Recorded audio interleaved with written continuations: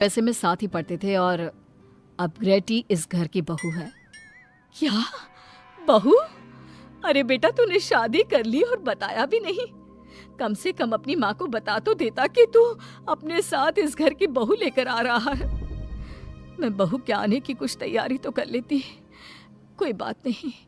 बहू, यही रुक, मैं अभी तेरे लिए पूजा की थाल लेकर आती हूँ। मॉम, आप अपनी ये फॉर्मेलिटीज बाद में पूरी कर लेना। I'm so tired right now. आजा डार्लिंग, अपना रूम कहाँ है? कोई बात नहीं बहू, तुम पहले आराम कर लो, तब तक मैं तुम्हारे लिए चाय बना कर लाती हूँ। ग्रेटी अपनी सास की किसी भी बात का कोई जवाब नहीं देती और अपने रूम में जाकर सो जाती है। कुछ देर बाद माधवी अपने बहू बेटे के लिए चाय नाश्ता लेकर उनके कमरे में जाती है, जहाँ ग्रेटी अपनी सास से कहती है, हाँ चाय, आ चाय। क्या हुआ ग्रेटी? अपनी मॉम को बोलो कि अब ये जब भी हमारे कमरे में आए तो नॉक करके आए। आपसे मैं ऐसा ही करूंगी बहू। वो तो आज ही तुम दोनों आए हो तो मुझे लगा थक गए होंगे, इसलिए जल्दी जल्दी मैं ऐसे ही चाय नाश्ता लेकर आ गई। वो क्या है ना, अजय जब भी बाहर से आता है तो आते ही चाय मांगता है, बस इसीलिए मैं ना ये चाय यहाँ रख देती हूँ, पी लेना, अदरक वाली चाय है। ये बोलकर माधवी वहाँ से जाने लगती है। तभी ग्रेटी अपनी सास से कहती है, जाते हुए अपनी साथ अपनी ये चाय भी ले जाओ, क्योंकि अजय अब चाय नहीं पीता। हाँ माँ, जब से मैं यूएस से गया हूँ तब से मैंने चाय पीनी छोड़ दी है। अभी कम करो, हम दोनों के लिए कॉफी ले आओ। मैं सच में बहुत ज्यादा थक गई हूँ। अरे ठीक है, ला देती हूँ। अच्छा बेटा, तुम्हारे मम्मी पापा इंडियन है या फिर वही अंग्रेजी है? मेरे मम्मी पापा इंडियन हैं, पर मैं शुरू से यूएसए में रही हूँ, इसलिए मैं खुद को अंग्रेजी मानती हूँ। वैसे अब जल्दी से जाकर मेरे लिए कॉफी लेकर आओ, और मेरे बारे में इतना ज्यादा इंक्वायरी करने का जरूरत नहीं है। अरे हाँ हाँ, अभी लाती हूँ।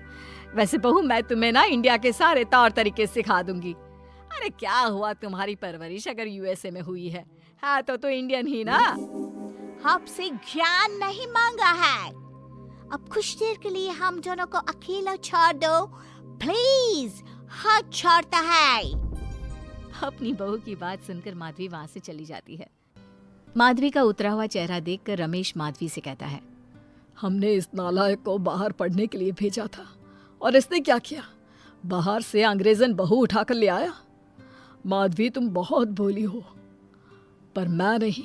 ये लड़की हमारा घर तोड़ देगी, हमसे हमारे अजय को दूर कर देगी। देखा, आते ही कैसे रोब झाड़ रही है, जैसे तुम इस घर की नौकरानी हो। तुम उसको बोलो कि तुम इस घर की मालकिन हो और उसकी सास हो, वो वही करे जो तुम कहोगी। अरे आप बेकार में ही गुस्सा हो रहे हैं। बहू यूएसए की है, यहाँ नई नई आई है, उसको यहाँ के तौर तरीके नहीं पता, और वो मुझे अपनी माँ मानती है, तभी तो अपने नखरे दिखा रही है। वैसे भी ना बहू बेटी दोनों बराबरी होती है। माधवी, कौन सी बेटी अपनी माँ से ऐसे बात करती है जैसे तुम्हारी बहू कर रही है? मैं बस तुम्हारे कहने पर चुप हूँ, वरना मैं अपने बहू बेटों को आज ही घर से निकाल देता। ये कहकर रमेश वहाँ से चला जाता है। ऐसे ही कुछ दिन बीत जाते हैं और ग्रेटी अपनी बेचारी भोली भाली सास पर अत्याचार करती रहती है। अपना सारा काम अपनी सास से करवाती और उसी को भला बुरा सुनाती। ऐसे ही एक दिन माधवी कपड़े धो रही होती है और ग्रेटी माधवी को सताने के लिए अपने सारे कपड़े लाकर उसे देती है और कहती है, मॉम्स, ये मेरे कुछ कपड़े हैं, जरा इन्हें भी धो दो। इतना बोलकर ग्रेटी तैयार होकर घर से जाने लगती है। तभी माधवी उससे कहती है, बहू, आज तुम्हारे ससुर के दोस्त के घर में एक छोटी सी पार्टी है, उन्होंने सह परिवार बुलाया है। मैं चाहती हूँ कि तुम और अजय भी आज हमारे साथ वहाँ चलो, और आज ना साड़ी पहनना। मॉम, अभी मैं क्लब जा रही हूँ, रात को मुझे टाइम मिलेगा तो आपके साथ चली जाऊंगी, पर साड़ी बारी नहीं पहनूंगी। ये कहकर ग्रेटी वहाँ से चली जाती है। शाम हो जाती है, सब ग्रेटी के घर आने का इंतजार करते हैं और इस वजह से कोई भी पार्टी में नहीं जा पाता। इंतजार करते करते रात के 12 बज जाते हैं। 12 बजे रात को ग्रेटी नशे की हालत में जख्मी घर आती है। अपनी बहू के सर और हाथ पर लगी चोट देखकर माधवी परेशान हो जाती है और जल्दी से फर्स्ट एड का बॉक्स लाकर अपनी बहू के सर पर पट्टी करती है। एक माँ की तरह प्यार करते हुए वो अपनी बहू से कहती है, बहू, तुझे चोट कैसे लग गई बेटा? मैं घर आ रही थी, एक बाइक वाले से मेरी टक्कर हो गई। कोई बात नहीं बेटा, कल सुबह होते ही तुझे अपने फैमिली डॉक्टर के पास ले जाऊंगी। अच्छा, अब तू ना आराम कर, मैं तेरे लिए अभी हल्दी वाला दूध लेकर आती हूँ। माधवी, मैंने तुम्हें पहले ही समझाया था, ये अंग्रेजन हमारे घर के लिए ठीक नहीं है, पर तुमने मेरी एक नहीं मानी। अब देख लो, आज इस अंग्रेजन बहू की वजह से सारे मोहल्ले में हमारी नाक कट गई है। आज सब हम पर हंसते हैं और ये सब कुछ तुम्हारी वजह से हुआ है, तुम्हारी छूट की वजह से हुआ है। ये कहकर रमेश अपने रूम में चला जाता है, पर माधवी अपनी बहू की पट्टी करके उसे उसके कमरे में जाकर सुला देती है। अगले दिन माधवी ग्रेटी को लेकर अपने फैमिली डॉक्टर के पास जाती है, जहां ग्रेटी देखती है कि उस डॉक्टर की बहू ने साड़ी पहनी है और एक संस्कारी बहू की तरह घर में पूजा पाठ करके अपने सास ससुर के पैर छूकर उनका सुबह सुबह आशीर्वाद लेती है।